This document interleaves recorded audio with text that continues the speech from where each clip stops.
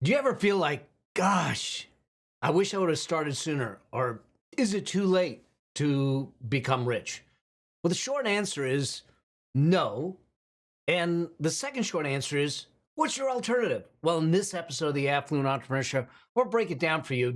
No matter what your age or stage or circumstance in life, what I want you to focus on to move you forward and why maybe you feel like you're late, but I don't think you are.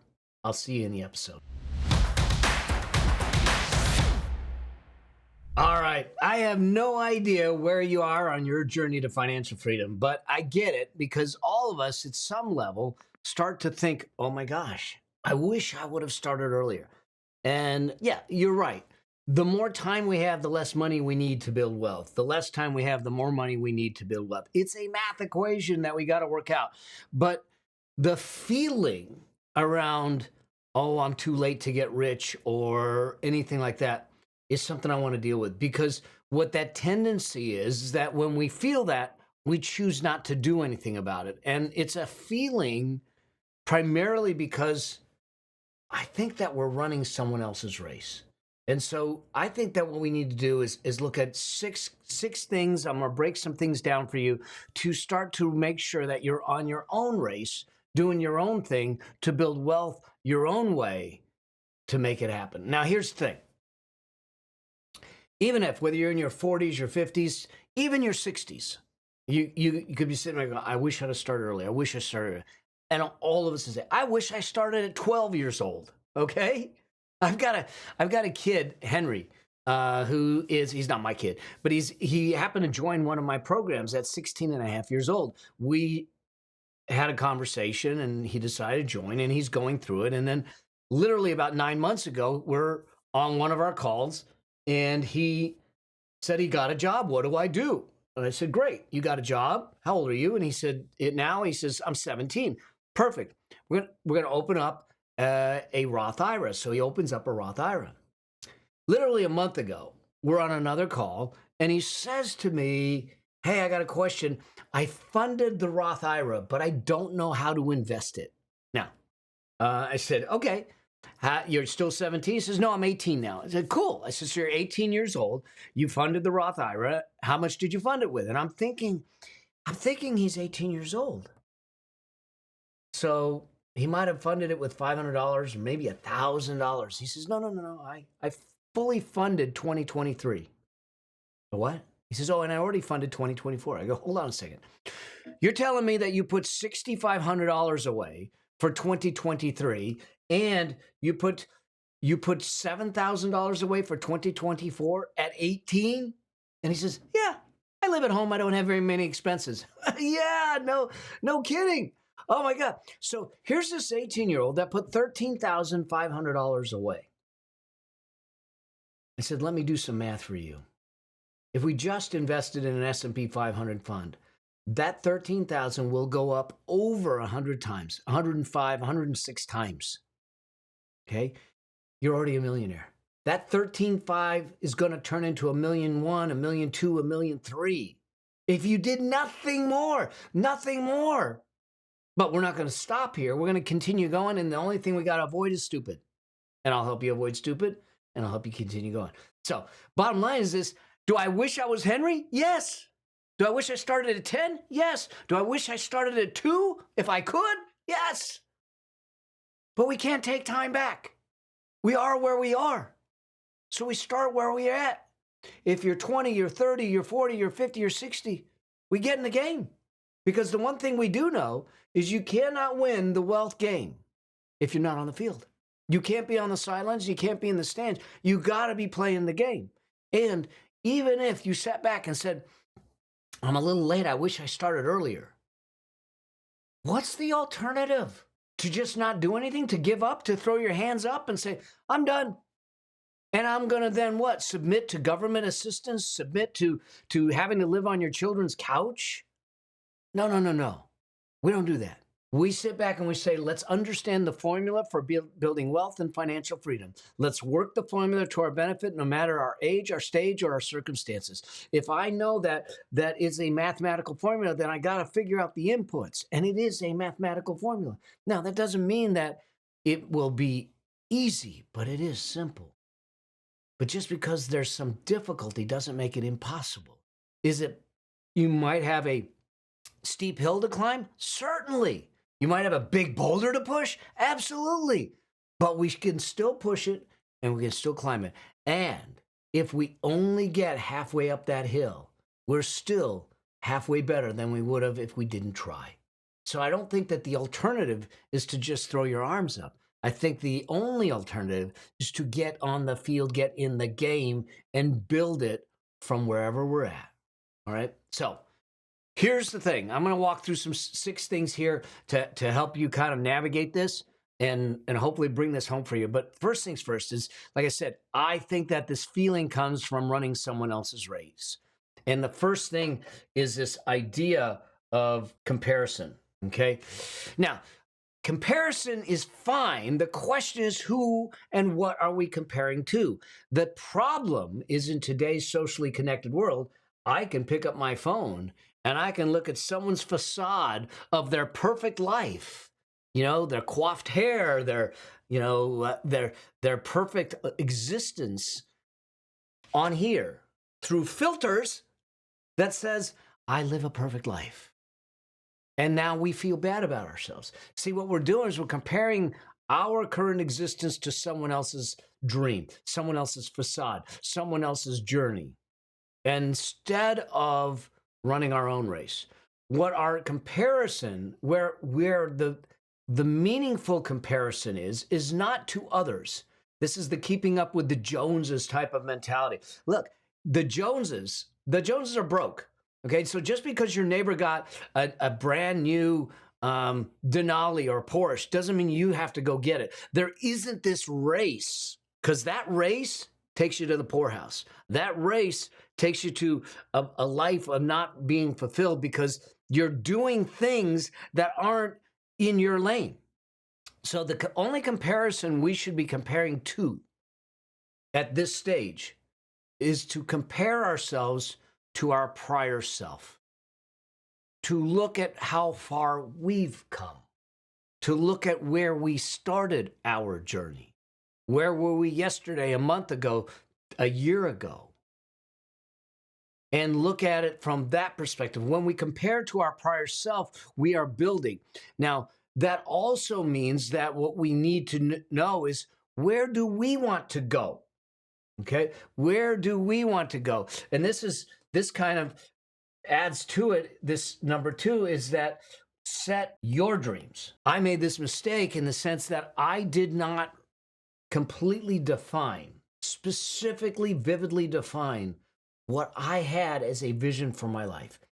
In my book, Building Your Money Machine, one of the first things that we do is we help you define what you want for your life, not just money, because the money isn't what we want for our life. The money is the vehicle that funds what we want for our life. So let me say that again. The money is the vehicle that funds what we want for our life. So we define our life, our health, our relationships, our family, spirituality, our business, all that, the lifestyle, all those things. You define that. Then you put the price tag on it. Now the money comes in to fit that price tag.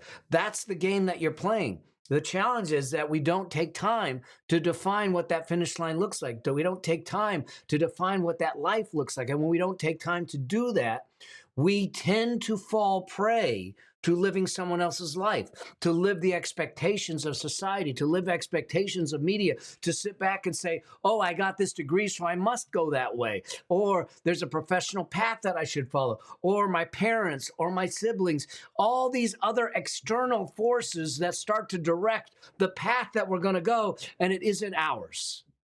And then we get to those waning years of our life. And Bronnie Ware wrote a book, The 7 Regrets of Dying. She was a hospice nurse. And one of the biggest regrets that people had was that they got to those last days of their life and they realized they lived someone else's life.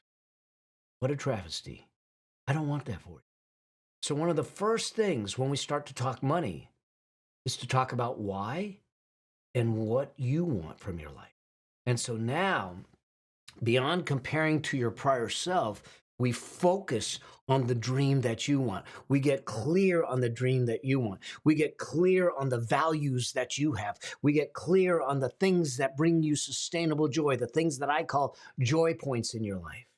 When you're clear on that vision, when you're clear on the values and you're clear on the joy points, you make those the priorities, notwithstanding what anyone else is doing. Not whatever you hear on the media, social media, TikTok, Instagram, anything else. You are focused on that. And as long as it's moral, legal, and you're not hurting people, go for it. I don't care if it's a tent in Montana. I don't care if it's a yacht in Monaco.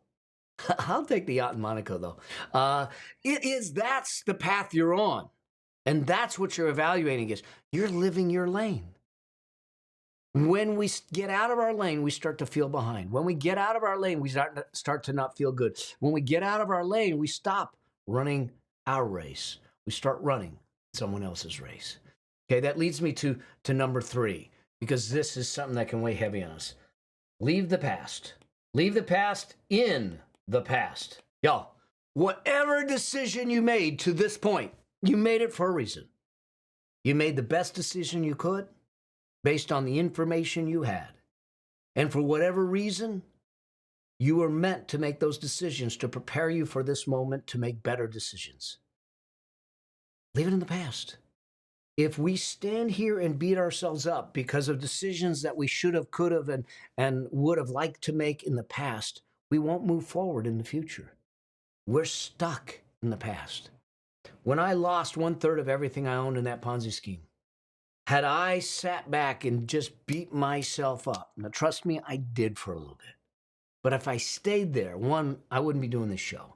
2, I wouldn't have had the book out. 3, we wouldn't be having these conversations. 4, I would not be anywhere close to the financial position I'm in today. The past happened for a reason. We may not understand it at the time, and we can only understand it possibly looking backwards after decades, after years, like I have.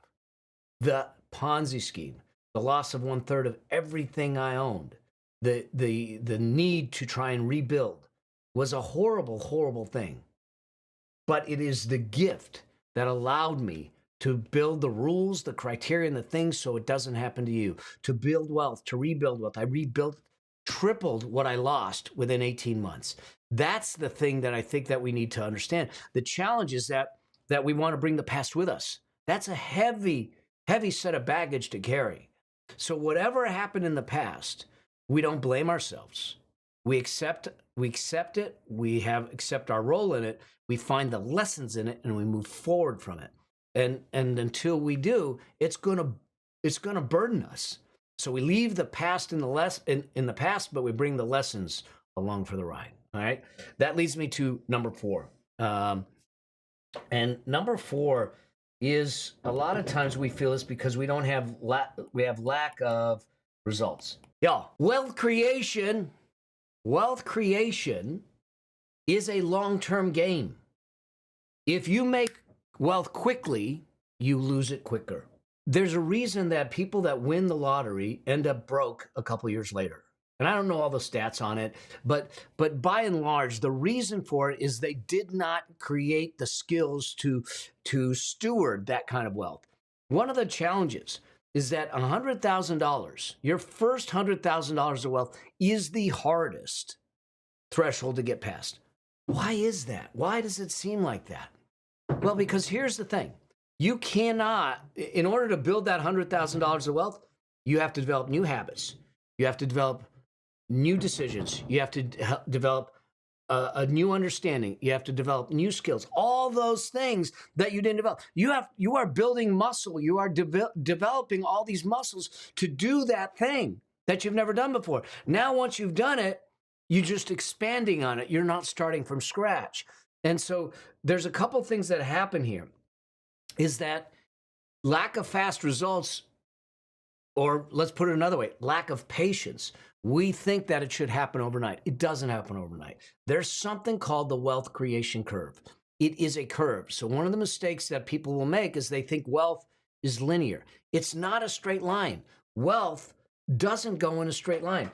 It doesn't go like this. That's not what happens with wealth. Wealth is a curve, and it does that. And it starts off slow. This is something called the flat line that I talk about. And so there is this element at the beginning stages that goes through slow, where you're putting money in. You're literally putting money in every week, every month, every day, whatever it is, and you're not really seeing the fruits of your labor. You're sitting back and saying, this really isn't working, and you're not getting fast results. You're looking at it from that perspective. You look back after 5 years and you say, oh my God, I made $67. Mel doesn't know what he's talking about. Why am I following this guy? Trust me, I know what I'm talking about. Here's the problem. At the beginning, you will not see fast results, because what you're doing is you're compressing a spring. You're compressing a spring. It's getting tight. It's getting tight. And once you release the spring right about here, you now hit the acceleration zone. But you'll never get there. This is the place where your money is working harder for you than you did for it. That's the subtitle of my book, Building Your Money Machine: How to Get Your Money to Work Harder for You Than You Did for It. The bottom line is this, is that I got to get in the game. I have to eat up this piece, the flat line. And the only thing that's going to eat this up is a 4-letter word called time. That's what it requires. And when we do that, now all of a sudden, we start to move on the curve, and we get to the acceleration zone. When we get to that acceleration zone, that's when things move faster. Watch what happens. This is an analysis that my friends at the Money Guy Show did, and I just love the numbers. I'm gonna throw the numbers out at you so you understand it and everything. But to give credit where credit's due, I said that to make the first 100,000 is the most difficult. Well, assume that you're putting $10,000 a year away at 8%, which is the S&P 500. It's going to take you 7.6 years to get to that first $100,000. But you want to hit $1 million. You say, I want the $1 million. So what's it going to take? Well, by the time you hit 20.6 years, you're at $500,000. So you're halfway there, but it took you 20 years to get there. 20 years to get there. You still need another $500,000. What's it going to take to get that last $500,000? 7.5 years will give you another $500,000. Wait a second.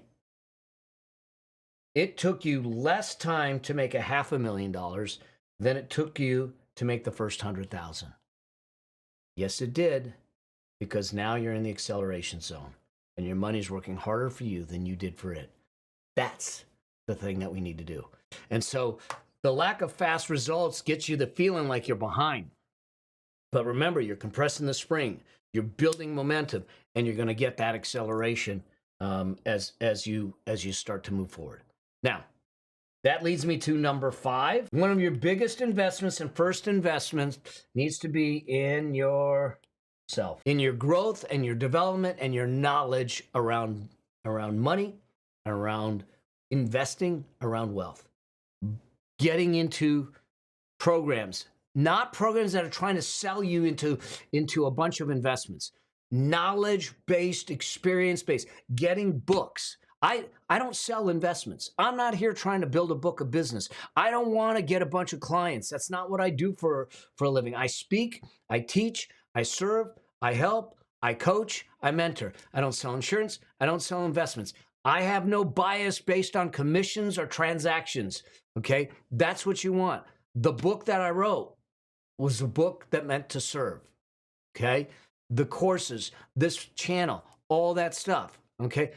And so I want you to look at it from that perspective and find the right mentors, the right coaches. Hopefully part of that is me and my book and some of the stuff that I'm doing. Get yourself and invest in your own growth, your own knowledge, your own wisdom, so you can be informed. You're not going to be at the level that maybe I am, but you don't need to be. Not when you follow a system and a process that works, that is simple, okay? But we have to invest in our own growth. We do not relinquish responsibility for our financial future to advisors or to anyone else. We take control of the wheel. They can stand to the right and left, help us on the journey, but they are not steering the ship. You are, all right? And Number 6, you can't have it all now, but you can have it all in time. Okay? Here's what I mean. It's important for you to set the priorities. There's a reason. There's a reason that I say, hey, start with the vision. The vision is going to be built on your values, what you want, your dreams, your desires, and all the things that are really viscerally important to you. You start with a vision, the domains of life, as I call it in my book. And then from that vision, you create the plan to make the vision a reality. And then from that plan, we set the strategy to bring the plan to life. And from the strategy, we put the tactics in to move this forward. And from the tactics, we set some action steps to get it really going. And so we may not be able to have everything today, but over time, we should be building towards the plan and the vision so we have everything that means something to us tomorrow. All right? That's the thing. Get in the game. That's the first step, because if you're not in the game, no matter age, stage, or circumstance, you will not win the game. It's just impossible. You got to be playing the game to win the game. And so whether you think you started late, whether it feels like you started late, there's some things in here that I want you to go back through that make it feel like you're late, but get in the game. Even if I can get you 50, 60, 70% of the way to where you want to be, it is 50, 60, 70% closer than you were when you started. So it is important to get in the game, stay in the game long term, follow a process, follow a recipe that's proven, okay, and build it over time. All right. I hope that this helps, and I hope that you got the understanding that it's never too late to start.